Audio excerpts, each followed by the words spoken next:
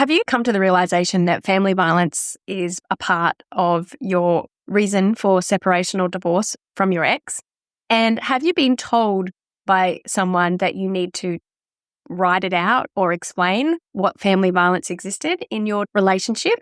Well, today's episode will be really helpful for you because today we're going to be walking through Section 4AB of the Family Law Act, which defines what family violence is considered under Australian family law. And we're going to talk about how you can present that to someone and how you can show that with evidence.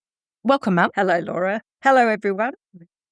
Now, before we get started, I just want everyone to be aware that this episode is obviously going to include discussions of family violence, domestic abuse, and other issues, including trauma. So if you are worried you're going to be triggered, please don't listen to this unless you've got support. Please call 13 11 14 Lifeline if you need support. And if you are experiencing this, you can also call 1-800-RESPECT in Australia and get connected to the services that may be important for you. And also, an additional disclaimer is this episode is just for education. Mum and I can't possibly give you all the information you need on how to present the evidence to show that family violence existed in your relationship. This is something that is seriously requiring a lawyer and all of the things that are involved in going through this court process.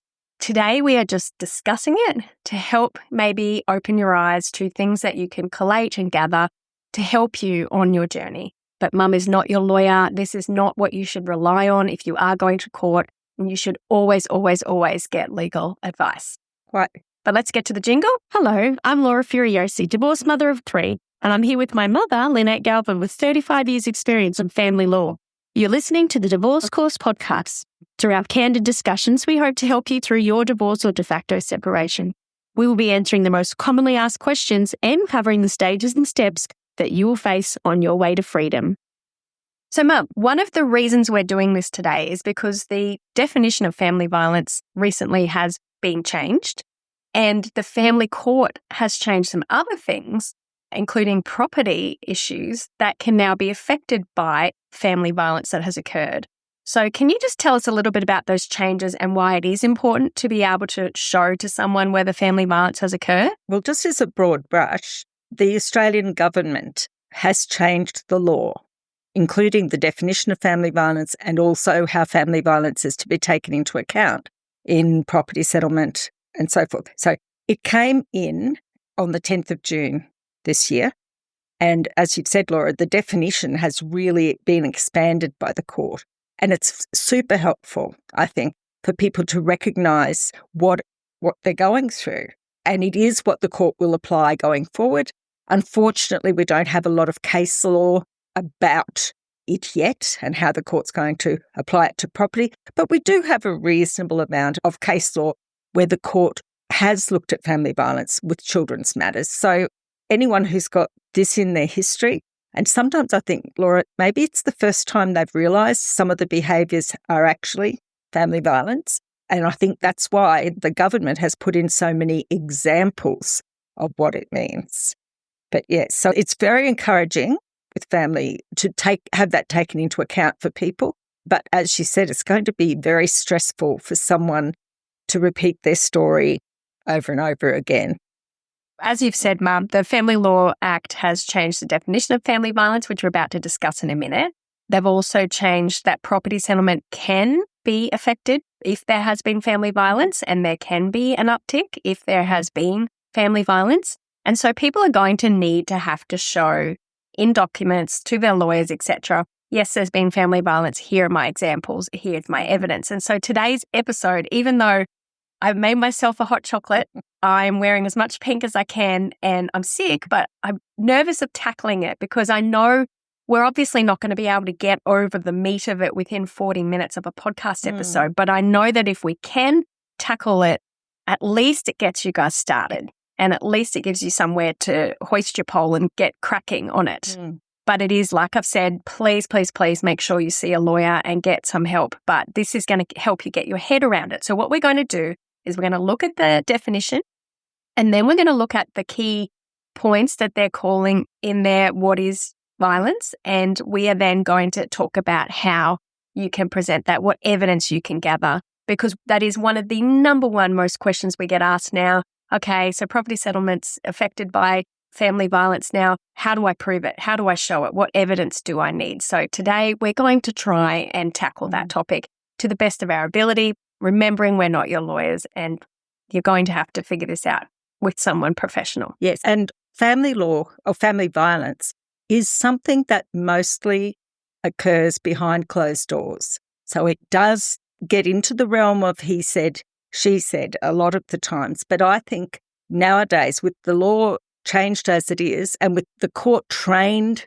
as it is to identify things like coercive control and other sorts of violence, I think it is easier to find the evidence. But don't be disheartened if you can not find any evidence. I don't want people to think that they shouldn't mention it if they haven't got any evidence.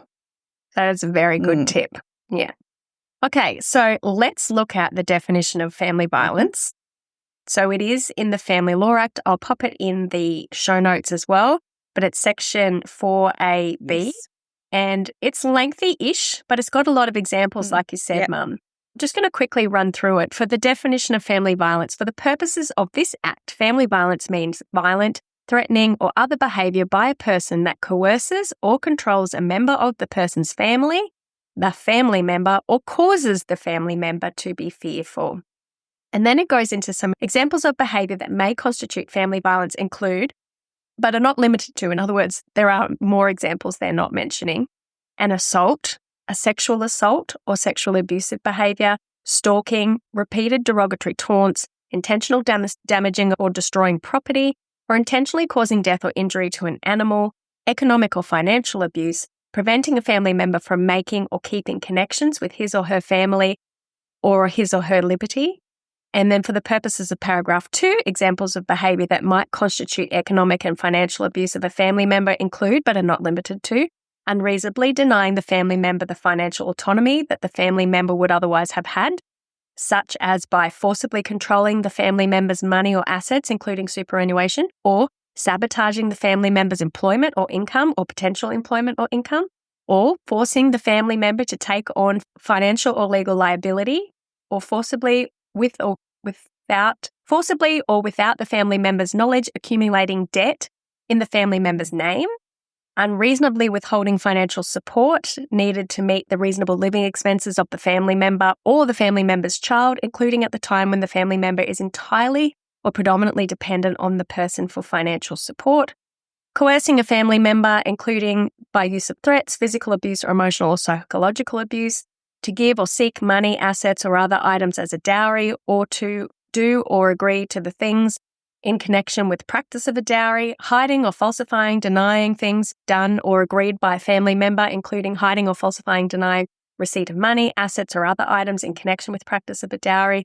And then number 3, for the purposes of this act, a child is exposed to family violence if the child sees or hears family violence or otherwise experiences the effects of family violence. Examples of situations that may constitute a child being exposed to family violence include, but are not limited to, overhearing threats of death or personal injury by a member of the child's family towards another member of the child's family, seeing or hearing an assault of a member of the child's family, comforting or providing assistance to a member who has been assaulted, cleaning up a site after a member of the child's family has been intentionally damaged or by another member of the child's family, and being present when police or ambulance officers attend an incident involving an assault of a member of the child's family or another member of the child's family. So that's it. It was a bit of a mouthful, but I think it's important just to read it out. And of course, you can download and have a look at it. But really, they're breaking it down into examples, and they're really nutting into the financial side of things, and then really nutting into how children can be involved in family violence, even if they're not personally attacked or in any way assaulted. There are all these ways. Yes.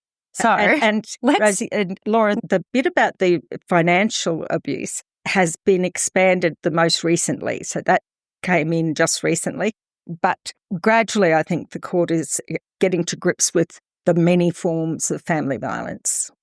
And I noticed in there, they put in that buzzword coerces or controls or causes fear. So they are trying to get on top of all of this behaviour that has always been hidden in the shadows, that is now people are shining a spotlight on. Yes. Some of the common behaviours that definition says can be family violence. It's not just assault. No. It's not just physical, is it, No, Mum? physical's the easiest yeah. one. And we've come a long way from where the police used to go, show me the bruises. But yes, physical assault is easier to prove. You may have doctor's records or something like that. Or you may have your photos of your injuries. And there's your evidence for that. But the other stuff's harder. All right. So number one, if you've got any actual physical or sexual assault issues, then of course, if you've got the photos to prove it, that's great. I heard a great friend had done it for somebody else, kept photos of the holes in the walls for them, kept notes of the dates they'd done it. And then when they finally decided to leave, they gave it to them and said, I've been documenting this for about a year. Here you go. So if you can't bring yourself to do it, get a friend to keep it collated. Get a friend to take the photos and keep the dates. But so yes, assaults, physical stuff is really bad, and it is definitely recognised a lot easier by all the enforcement and law out there.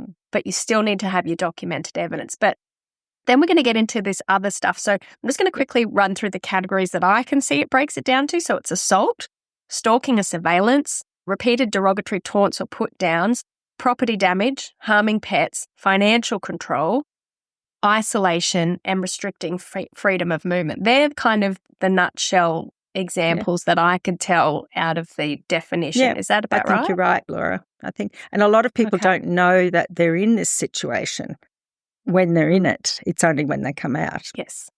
So then how, Mum, can someone prove emotional or psychological abuse so they can try and show that this person's been trying to isolate them from their family and friends and controlling them to do what they want? How do you show that in a document? How do you prove it? Yes. So in some things it will be your word against theirs. In other things you'll have the evidence. It's important to remember that coercive control is a course of conduct. There are many, many little individual actions that of themselves don't look like they're actually coercive control, but when you add it all together, it is. And sometimes you may have evidence of one or two things. When I first take the story from them about the behaviours, I'd then be saying, do you have any of that by way of a text message? Have you told anyone by way of a text message? Is there Facebook stuff? How did you communicate this? And so often text messages are available, and on their own, they don't show much coercive control or psychological abuse. But if you can show a pattern, for instance, that when you go out, you get bombarded with text messages, things like that, and then you can produce those. So people have heaps of text messages in their phones. No one really deletes them. So I guess you could download it. There are apps and things you can get to download your messages from your phone. I'm not saying ChatGPT is a good thing, and I don't know what the privacy is like, but you could upload the messages into ChatGPT and ask it to highlight all the examples of of emotional or psychological abuse, and then get them that way. I'm just spitballing here. I have heard of other people getting letters from psychologists. What about marriage counselling? If you've been in marriage counselling, can you get the marriage counsellor to usually not, I would have thought, because they were for both of you, you know. Yeah. But you're right, Rose. And people, there's usually hundreds and hundreds of text messages, and you don't put evidence of hundreds and hundreds of text messages in your affidavit. What you do is, in your affidavit, you will put a heading, and it usually will fit in one of those definitions under 4A and 4AB. And then you put perhaps the broad thing on numerous occasions between 2022 and 2023 that the person did this. I have text messages to demonstrate that. And you might even say, I've got 1,208 text messages to demonstrate this, but I have attached just 3 of them and go into those. But you can say, if it is about perhaps haunting you when you're out or wanting you to come home, then there's a category you can do under coercive control or, sabotaging work. Okay. Yeah. So just going back to the emotional and psychological abuse, we'll get to financial in a minute. What about keeping a journal yourself? Does that help? Yeah. But a lot of people, if you recognise it, you can keep a journal, but not many people do. once people realise it, then they're able to break free. So I don't find many intentional records that were made at the time. But that friend sounds golden. But I do hear people with post-separation abuse that then still have that psychological and emotional abuse. They could document that as well. And Mum, the other question we do get asked a lot about this is, can you record them abusing you? Well, in some states, yes. As long as you know. In some states, yes. Some states, no. Okay. And I'm not getting into that because there's some states in Queensland, in Australia, where if you record a conversation that you're a part of with another person, that's quite okay to record. But in other states, it's not okay. So, yes, be very careful with that. I know that the court can inform itself of things almost any way it chooses, especially if it is to do with the welfare and safety of kids. They might admit that in evidence. Trouble with recording is that because you know it's being recorded, then even though you think you're acting absolutely normally, the court will think, well, of course they're not going to do anything wrong because they know they're being recorded. So it's a little bit of it's not as good perhaps as just being able to say, look, here's the text message that who's chasing it up, or otherwise make the story live. Like you need to, if you're going to put down incidences of coercive control or keeping you away from your family, then you might say, for instance, at Christmas this year, we were supposed to go to my family, and then at the last minute we cancelled. And you may have evidence of that, an email or text or something, and you can then say it was because of his coercion. At least people know that's the case and they can explore that. So I guess really when it comes to psychological or emotional, it's going to come down to journal writing, screenshots of your texts, recording if it's legal in your state, check with the lawyer, check your laws, and then can get counsellor, psychologist support letters, etc. like that. So they're things you can consider as well. Now, when it gets to the economic and financial abuse, which is relatively new, the court's only just started recognising this. It's a very old thing. Which is great. It's very old. I know, it's been around for a while. So what kind of proof would you recommend people start digging around for when it comes to showing that there's been financial or economic abuse? I think that you have to be careful here, just a little caveat. Sometimes people are firm with each other because they're on a budget, and it's not going to be any of that kind of reality checking that a couple who are saving for a goal do. But there's usually bank statements and things for taking away the money, a budget that you've got, or you may have regular meetings about it, or there may have been notes written about it. You may not have control over where your cash goes. I've heard of cases where the little bit of money a person gets for maybe Centrelink or for work or whatever instantly leaves their account and goes into account of the other person's name. And that, it seems, was because the abuser was worried that if she got any money, she'd leave. And so that's really coercive control. You can also do it the flip side, right? You may have lived a fairly modest lifestyle and lived within your means, but there are lots of cases where the other person in the relationship has got planes, hot rods, motorbike, whatever they want, they've bought, while the person at home is on a strict budget and has to sort of ask for extra money for food or whatever. So, and generally, I just think those notes, those text messages that illustrate that kind of behaviour, or if in the case of fancy cars and stuff, take some photos and put it next to perhaps what you were doing at that time. At this time, we were limited to this much money for groceries. If the children wanted anything for school, I had to get them secondhand. Meanwhile, here he is with the boat, the plane, the fancy cars. So that can sometimes do it. Sometimes people run businesses without including the person who isn't in the business. Say someone's a stay-at-home person. And if that business is just going pear-shaped and draining the money from the family, then that is also a secret of abuse. It's also wastage, to be honest, because if you'd known that, then you too might have been involved in a decision about your joint welfare. So there's a lot of things like that. So could you have proof by saying, here's a text message or an email where I asked them for information about what's happening in the business and they wouldn't respond, or here's on this day I found out from ASIC that we owed this much in tax debt, and when I asked, they wouldn't give me any information. So that kind of stuff. Here's the day that I no longer was able to access our books. Often in businesses, one person does the bookings and perhaps bookkeeping of the business while the other person is the tradesperson.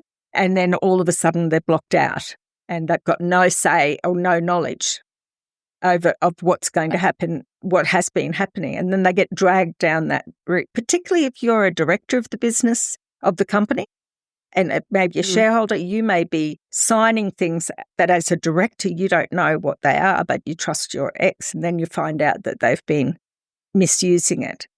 So, those sort of things, they're new to being dealt with as abuse because it's a commercial thing and they expect if you're a director, you know what you're signing and you know what to do. But I'm really pleased that the court has been able to recognise that people don't have free will. You really don't have free will if you're being coerced and controlled.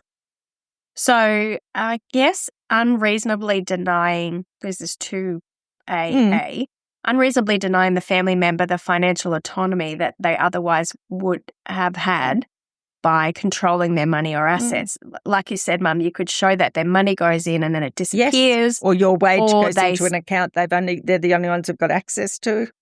Or they say, or you've got text messages say, hey, can I please have some money? I need this. And they say no. I guess you've got to think about that. Now, when it comes to sabotaging the family member's employment or income for potential employment, what kind of proof would you need for that? I'm thrilled with this being in there. I really am. One of the examples is the obvious one that I see a lot, was they turn up at the workplace and cause havoc there. It is, if a person then fears for their job or maybe even threatened with dismissal as a result, that's sabotaging their work. If they want unrealistic time arrangements with the children, and the only reason is to stuff up your work week, that could be sabotage. Breaking or destroying the things that you use in your work. Perhaps if you've got your own business, you're an artist, breaking your brushes, all that sort of stuff. Sabotaging the internet so you can't function. Taking the keys of the car so you can't get to work on time. Many ways that can happen. And it is, if you've got a job, that's your toehold in independence and reality. And if it's starting to wobble, that's often the thing they want to attack. So you don't go there, so you can't talk to anyone else and get some clarity about what they're doing. So evidence-wise, you've got to find proof of that kind of stuff. Yeah. So I guess if they are showing up to your work, you could get video footage or CCTV. And someone or emails they might have written to your boss, those kind of things. And you can get records of outages, or if the battery's flat or the car keys have been stolen. There might be something that you can remember about that date, so you get some particular dates. Sometimes if these events happen around, I guess, mediation dates or changeover dates, and it might look pretty suspicious that these things keep cropping up on those days. So it seems tenuous. It's not like, but we're not looking at criminal standard of proof here. We're not looking at beyond reasonable doubt. We're looking at whether on the balance of probabilities these actions occurred and did that. And then, of course, you need to show then the impact that it had on you physically or, I guess, emotionally, but what it did with your work, made you fear for your job, or if what they did to you made you feel down and you couldn't function. So you do need to connect it to how you felt. Although a fairly recent case, Dajani and Dajani, says that the court can take, I guess, judicial notice that some things will cause a person to be upset and feel assaulted and attacked. Yeah. Yeah. So, okay, the other one that I find interesting and I want to ask, because we get this asked a lot, and this is B, unreasonably withholding financial support needed to meet the reasonable living expenses of the family member or the family member's child, and including at a time when the family member is entirely or predominantly dependent on that person for financial support. Does that include child support? messing with child I support. reckon it could, but I haven't seen any cases on this yet. But it could. Yeah. But what's really interesting about this as well is that if you were, say, a stay-at-home parent, right, and the other person was the breadwinner, so to speak, and then they just cut the bread off, cut their job, cut their money, and they're no longer part of the scene, and you're separated, just doing that, even though you've separated, that also now comes under the definition of family violence and economic control. And I'm hoping that it will mean that fewer people have to go to court to get some money to live on, because if they have to go to court to get money to live on and the court orders there's money to live on, then it kind of proves that they were coercively controlling, financially controlling, and therefore committing family violence. And family violence is going to have an impact on the overall property split. So I'm hoping more people will be more reasonable about continuing the support after separation. So if someone's listening to this today and their ex is just like, no, we're separating, if you're leaving me, you don't get any more money, I'm done, and they know that this person is completely reliant on the other person, that is evidence. That messages is evidence. And even if they don't say it in a way that you could prove it as a record, you could just show, look, here's my bank account. This is the day we separated and I'm completely Blocked from it. Floundering. Yeah. And if anyone is in that situation, we've got a great episode called Spousal Maintenance, Am I Eligible? And also Spousal Maintenance, How to Apply. And those episodes will take you through how to basically get the court to force them to pay. But I think child support should be included in that as well. If they're deliberately not paying child support when they should be, that sounds to me like unreasonably withholding financial support. Yes. And that's a new Yes. definition. And that's part of the new That's definition. right. And if that's the case, you'll have something from child support. I also just thinking, when you were talking before, Laura, about the bank statements, another thing people do is they go in to the bank account and get the password changed, or suddenly you can't see your own bank statements again. And so that also has to be financial control. It has to be family violence. So you can say on this date, the passwords were changed. Here's a screenshot XYZ. of my thing and I was relying on that money. Or here's when I went to the dentist and I tried to use our card, our health insurance card, and it was, so you keep all those little things. You'll have bits and pieces, but if you haven't, the thing about financial control is that it sometimes continues past separation, as we've discussed, and includes the way they conduct themselves in court. Okay. All right. Let's move on to another interesting definition, which was your ex isolating you from family and friends. How do we prove this? Can you get testimonies from people saying such and such wouldn't let me, we weren't allowed to go out, I wasn't allowed to go to my mum's house? Like, No. what kind of proof can you show for being isolated from your family? Your family and friends, all they can say, I guess, is that, well, we had a good relationship and then suddenly we didn't, and we don't know why. You're the only one who can really say what happened and why you suddenly were gradually taken away from your family. A classic financial control or coercive control thing to do is to move to another city with you and the kids, away from your support group, and maybe sometimes against your wishes, but you've stayed with the family. So it often is just you. It might be that we went to Christmas every year. We haven't been to Christmas for the last 4 years because they didn't want us to go, or they booked holidays in those times. And I think it is just the before and after that you can say, and since separation, I've reunited with my family and I've got that toxic sort of thing out of my head. I've heard of a person who got stopped from going to charity events, just like charity lunches or charity dinners. And the way, though, they didn't say you can't go. What they did was when they went to one particular one, they told me that their ex, who wasn't their ex yet, locked them out of the house, made sure they handed the keys over. And actually, I've heard this twice for 2 different people, where the ex said, give me your keys, I'll look after them, make sure you're home by this time, otherwise you won't be able to get in. That was one of them. And the other one just said, give me your keys, I'll be home to let you in, and then made them sit outside for hours. The other person had to go and sleep at somebody else's house. So That seems to be a thing. Like, that's a way to control someone to not do what they want. So try not isolate you. Try not for you to go socialize or do whatever through punishment, through access to the house. How would you put that in your evidence? Exactly how you said it, Laura. That was terrible. Okay. Because in my mind, the back part of my mind is thinking, well, who died and made that person the boss of you? But the fact that you would hand your keys over means you're already in the thrall of that person. You know, I mean, I can't believe two separate people have told me such a similar. So you just tell that, and so you would say you wouldn't put every example, but would you say whenever I wanted to go out, there was some unspoken rule that you must be back by this date a time because they've taken my keys? Yes, and I think you could do it like that quite easily. Just do that unspoken rule. You might find also too with alienation from your family and friends, the first person I think who gets perhaps the red cross for going to the house is any outspoken girlfriends you've got who might call it like they see it.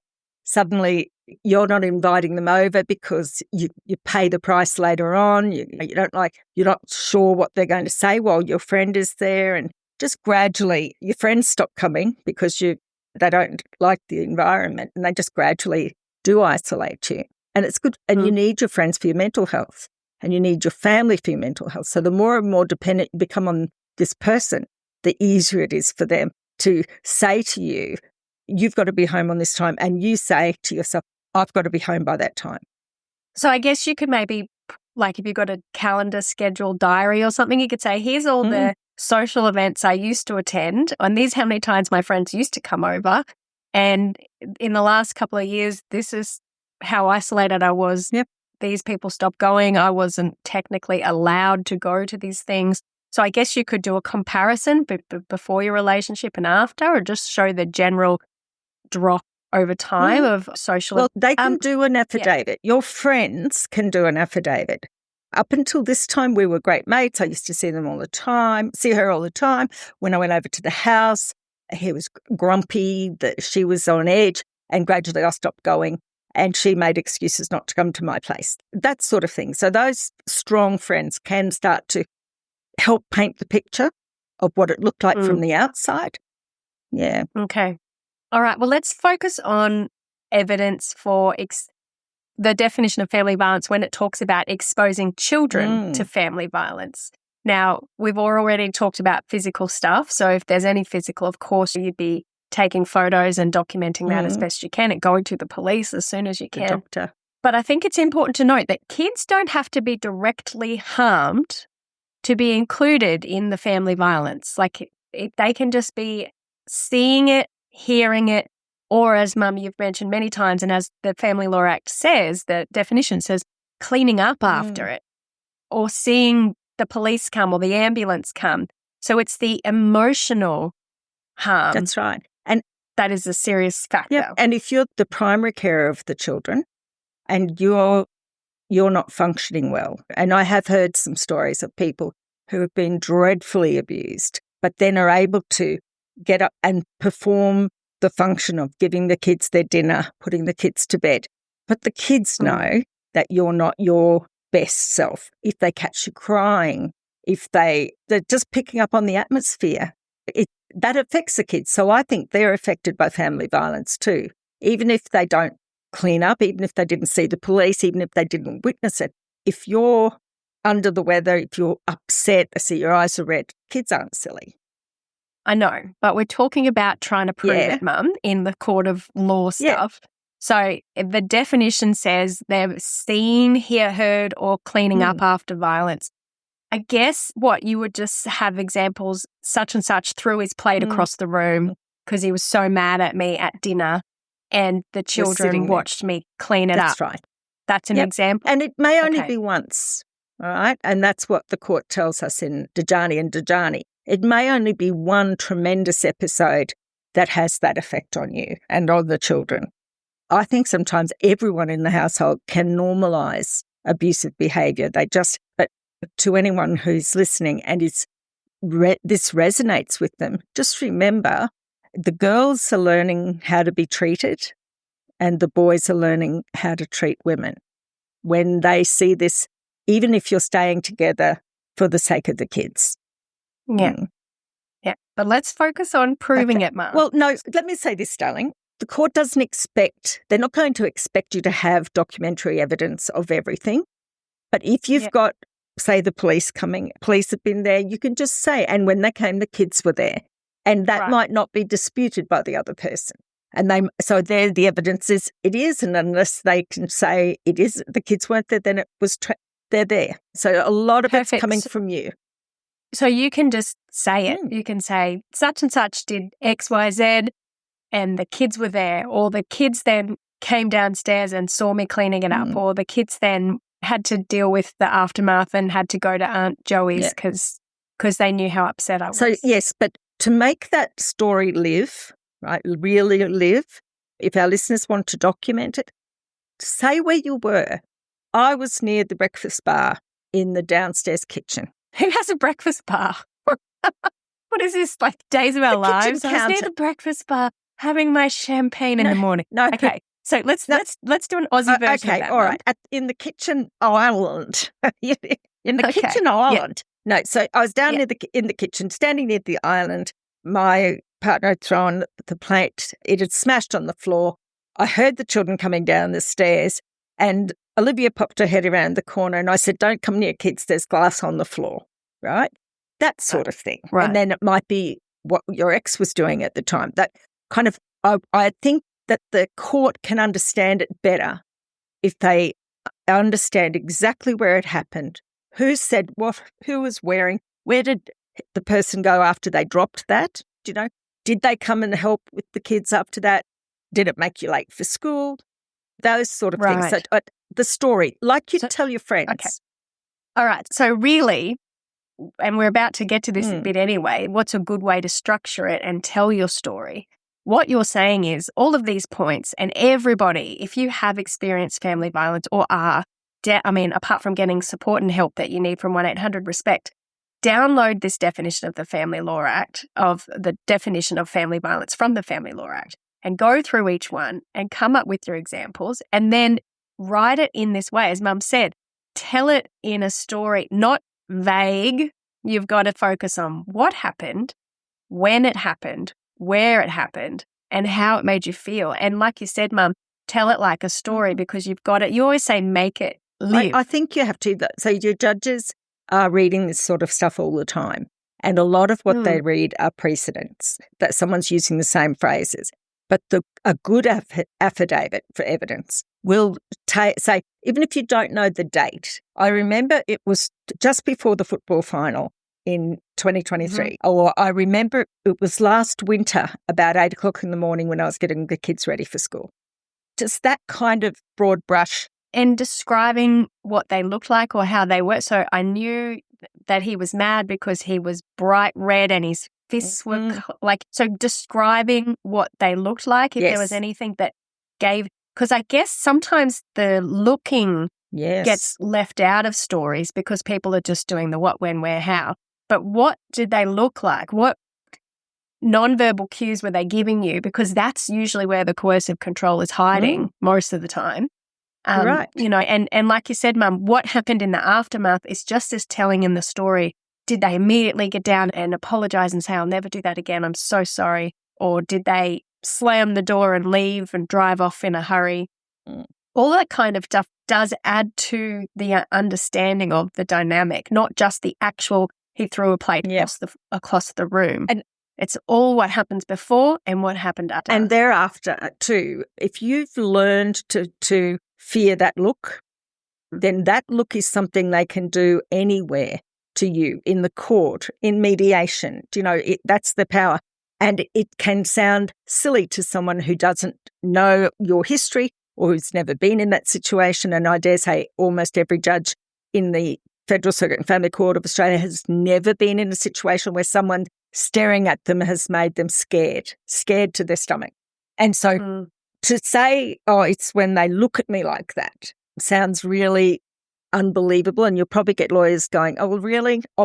Whereas they don't remember where you come from. So if you tell your whole story, then you can say that after that, just a look. And I would regulate my behaviour to their requirements. And that's where people don't realise you're taking on their rules.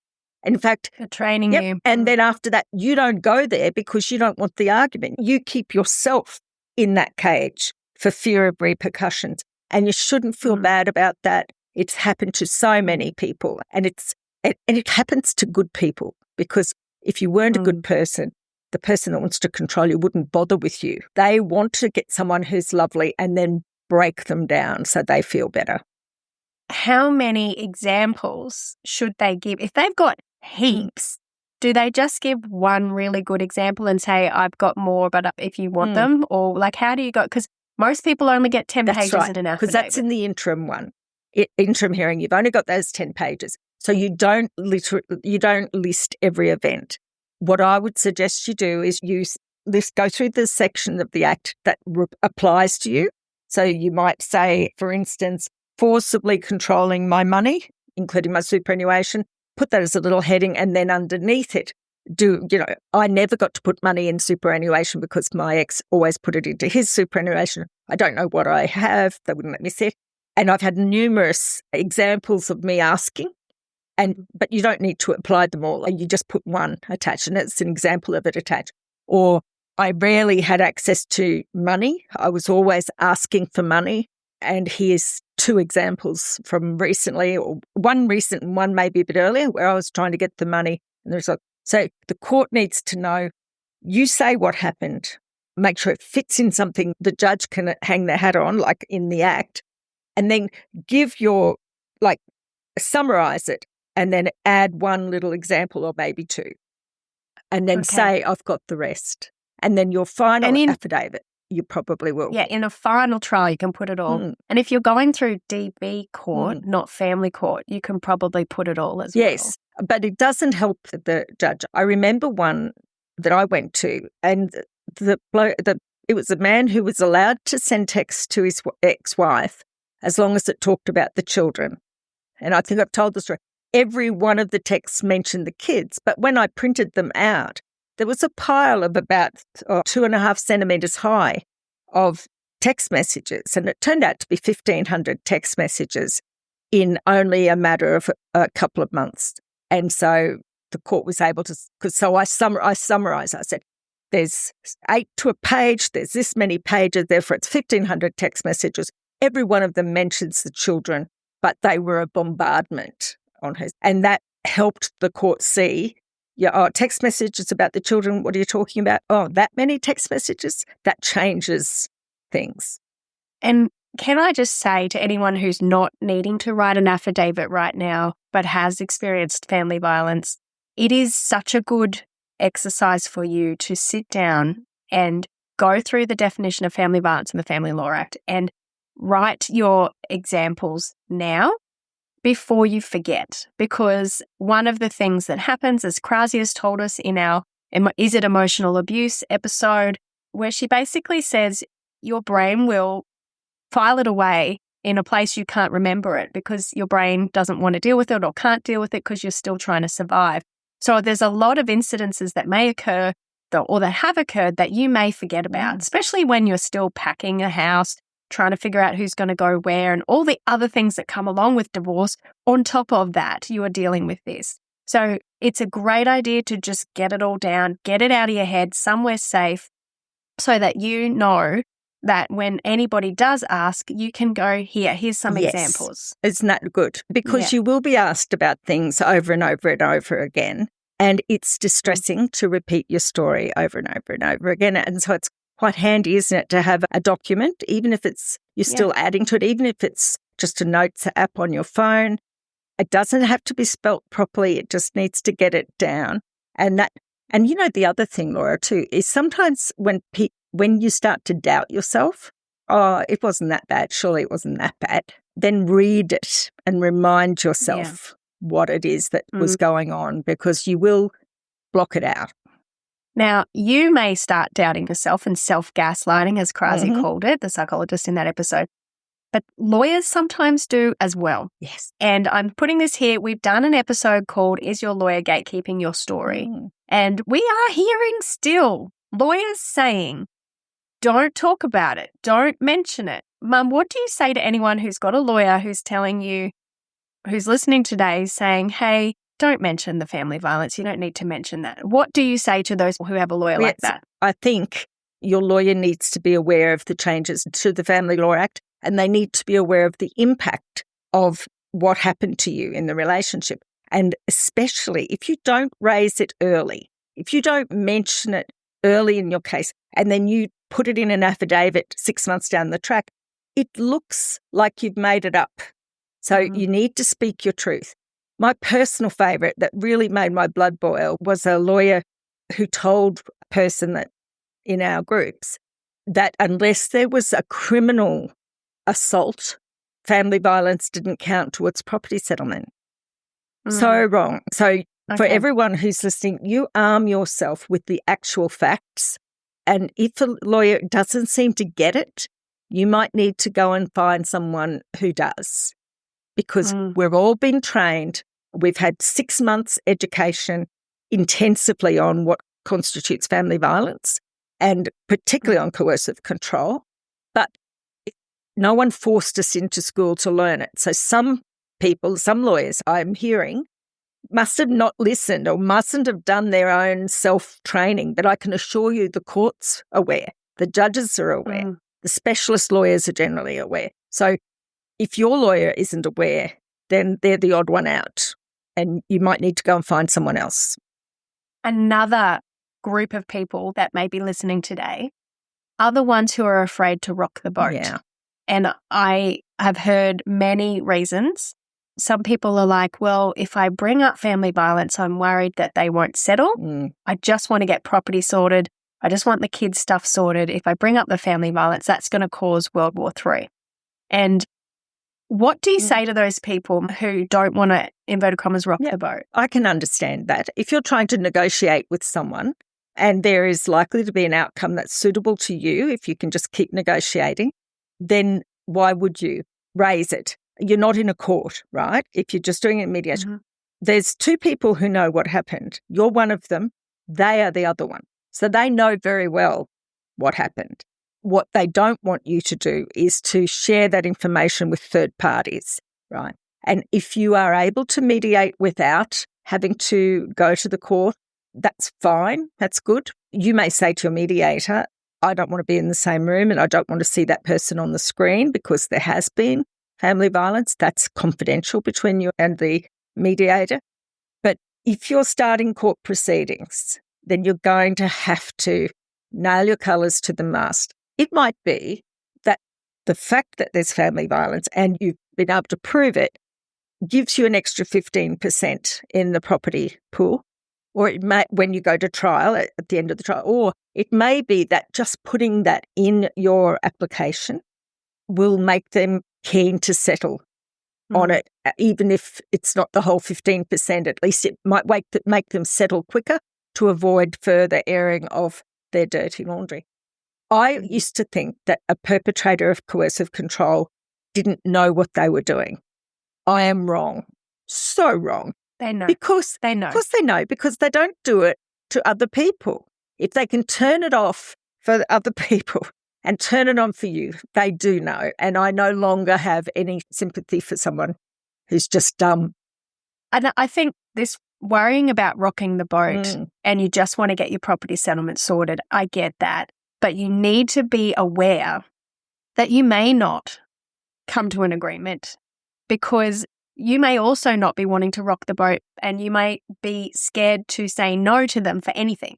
They may say, I'm going to do this for property settlement and you're going to take it or leave it. So it puts you in a position on the back foot where how much non-rocking the boat are you going to do? How much are you going to sacrifice? How much of your future security and your kids' security are you giving up by being afraid to rock the boat? Because there have been a lot of people who've emailed me and said, I was afraid to rock the boat in the start, so I didn't. And now we're in this huge battle and I wish I had from the start because it's happened anyway. The fear of them whatevering has occurred. So make sure you've really thought about the outcomes and the possibilities and how to have a talk to your psychologist, have a talk to your lawyer Are you not doing things because they're still controlling you? Are they still controlling you through their words and through their looks? And you think you're putting the brakes on it. You think you're not rocking the boat for your reasons, but probably you've internalized their threats because they must have an or else we won't get a property settlement. Well, they're just dangling that carrot and you probably won't anyway. But you've got to be safe, guys. Sometimes calling it out makes it unsafe. And court orders, in the end, getting a court order, if that's what you have to do, it's going to put a stop to it. You know what I mean? Like it is going to stop eventually. It's not like it's going to be forever. Yes, there's post-separation abuse, but you're probably experiencing that now. Once you've got court orders that can't be argued with, it is going to make your life better. Now, Mum, I know we've completely gone over time, but how important is it to seek legal advice before you submit any document? Yeah, pretty important, but good legal advice. Are you meaning like in terms of setting out the family violence and the impacts on you? Yeah, definitely. Yeah. You've got to see a lawyer before you file stuff, right? And I think put everything in your story and then the lawyers can filter out or summarise it, It just will help you. But yes, I think people are wanting to represent themselves in court and they can do a fair bit leading up to court, but you've got to have some legal advice, get some strategy, someone to check your work. Yeah. They're kind of like a filter. So they look at your stuff and they go, that's not relevant. Like if you're listening to this episode and you've gone through that definition of family violence, you know what's relevant to a family court. Some family violence that you may see as family violence isn't mentioned there. Maybe it's relevant, maybe it's not, but you'll know from that. But a lawyer's really going to know and they're going to filter that stuff out. So, Mum, I'm sure you've seen some affidavits in the past that have been written by self-reps that are just completely unhinged. And we have done an episode on how to keep out the emotion and all of that sort of stuff.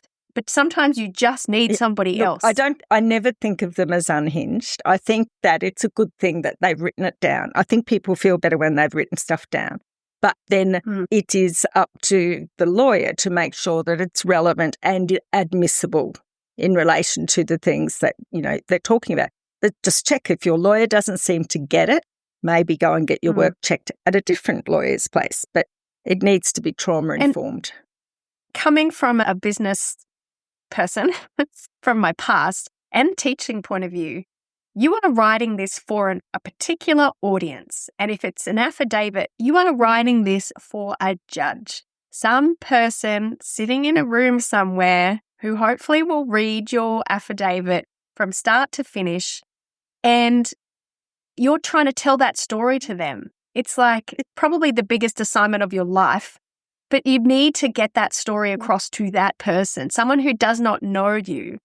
And you need to get that feeling and whatever hell you've suffered, you need to get them to get it, to understand, oh, that's what this person has been through. I can see how it links to the Family Law Act and the definition of family violence. And it's family violence in property settlement. It relates to how much harder your contribution to the family was because you were married to someone or was living with someone who coercively controlled you compared to if you lived with a normal human being. And I think in Dajani, they talked about alcoholism, someone being drunk, coming home from work drunk. You don't need to prove that therefore they couldn't bath the kids. It just was that much harder for you because you were the adult and the sober person. Yeah, it is hard, but you do need to have a look. I think to judges the night before a hearing or maybe a couple of days before, they sit down and all they've got is your application, your various notices, your affidavit. So they don't know you. You start off with a clean slate with them. Then they start reading. And that story that you tell is the first information they've got about you.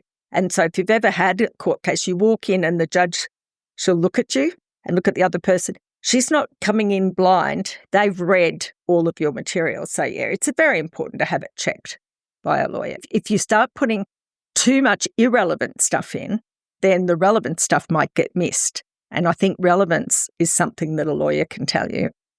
Right. And I think if we can embroider anything on a cushion, you need to match your story to what the law recognises. Yes. Make sure you're, so relevance, basically. That's right. Yeah? Yep. And don't worry. Okay.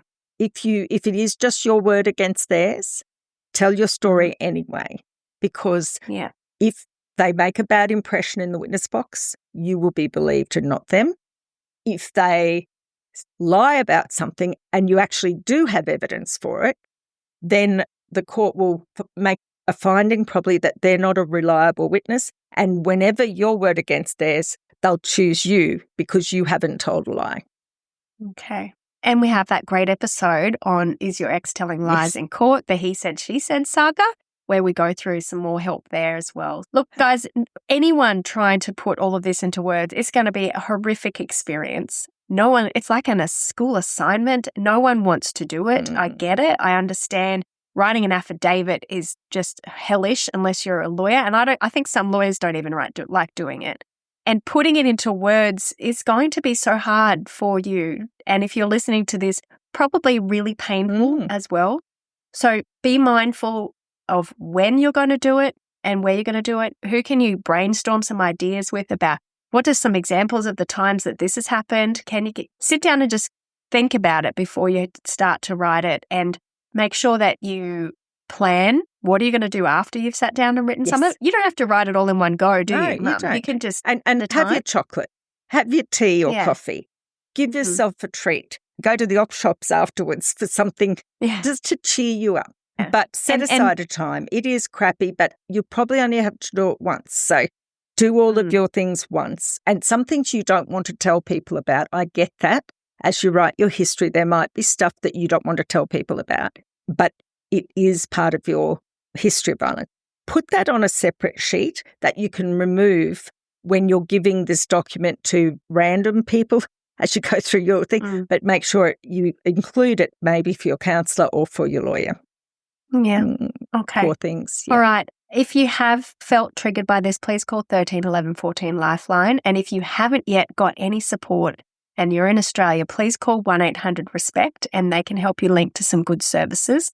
And of course, we've got lots of great episodes that will help you with writing an affidavit. Mum and I have done an episode on that. And we've also got some great episodes on post-separation abuse and is it emotional abuse? Is it financial abuse? Go and listen to those ones as well. And we've done it.